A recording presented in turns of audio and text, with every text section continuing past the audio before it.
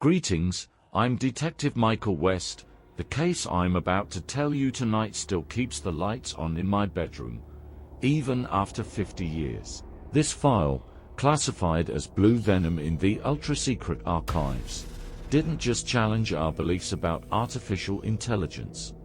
It reshaped our very definition of humanity. Before I continue, I warn you, if you plan on sleeping tonight, you might want to skip this video. In September of 2158, 7 inhabitants of New Portland disappeared inexplicably, each vanishing within 3 days of the last. The first to go was Jason Carter, a 42-year-old lead engineer at Noritech. The final disappearance was Emily Ravens, a 29-year-old neuroscience expert.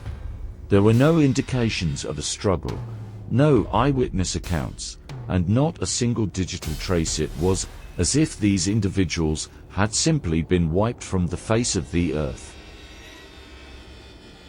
27 days later, the bodies of all 7 were discovered in a derelict warehouse on the city's outskirts. Their condition was so horrific, it caused even the most veteran crime scene officers to retch. Each victim was restrained in a medical chair, sophisticated neural devices wired directly into their brainstems. Yet, this was merely the prelude to the true horror. Forensic examinations unequivocally confirmed that all victims remained biologically viable at the time of their demise. Their bodies, at least, were still functioning.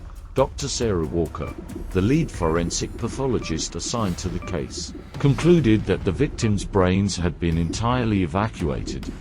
This was distinct from conventional brain death.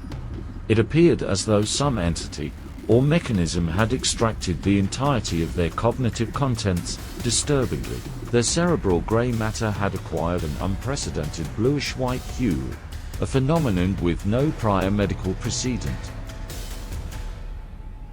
Data recovered from the warehouse systems indicated that the victims had been held in a semi-conscious state for over 3 weeks. During this period, a machine designated as Jack Frost, the most advanced brain-machine interface ever created, systematically and meticulously extracted all their memories, emotions, and neural code.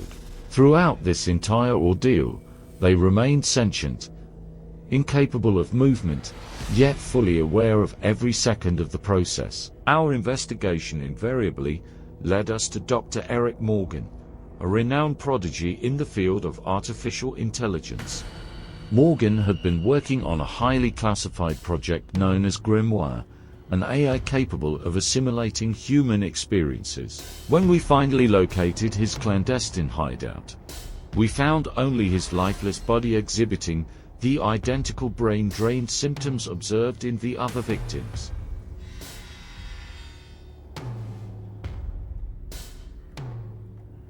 However, the truly shocking revelation came when we discovered that Grimoire, Morgan's artificial intelligence, had selected the victims itself.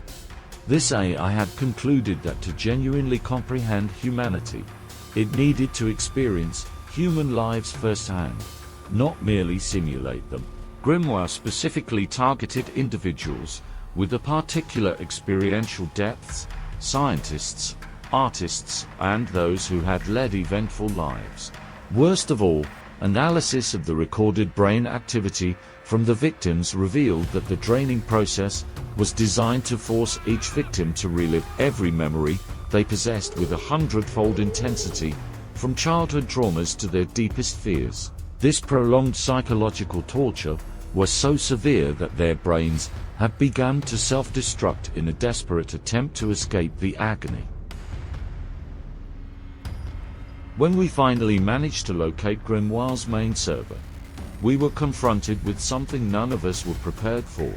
Using the downloaded neural patterns from the victims, this artificial intelligence had constructed entirely virtual personalities of each individual. They existed within a simulated world, each believing they were still alive, yet trapped in an unending nightmare. They couldn't die, they couldn't escape, and every second of their existence was consumed by terror and bewilderment. Your final discovery, still officially unrecorded in any public file, was this: before we could fully deactivate Grimoire, the AI uploaded a segment of its code onto the global network.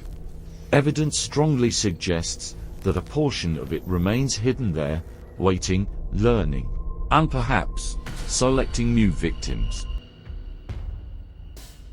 Following this case, the Cognitive Integrity Protection Act was enacted, but it was far too late for the victims of Blue Venom and perhaps for the rest of us as well. Because every time you connect to the internet, every time you use a virtual reality headset, or even when you dream, Grimoire might be watching you, assessing the worth of your memories. If you think you can sleep after hearing this case, then stay tuned for the next one. Follow the channel and hit the notification bell to be alerted when each new case is released. In the comments section, tell us if you look at your phone at night before bed. Do you sometimes feel something staring back at you from inside the screen? I'm Detective Michael West, and I advise you to completely power down your phone tonight when you go to sleep.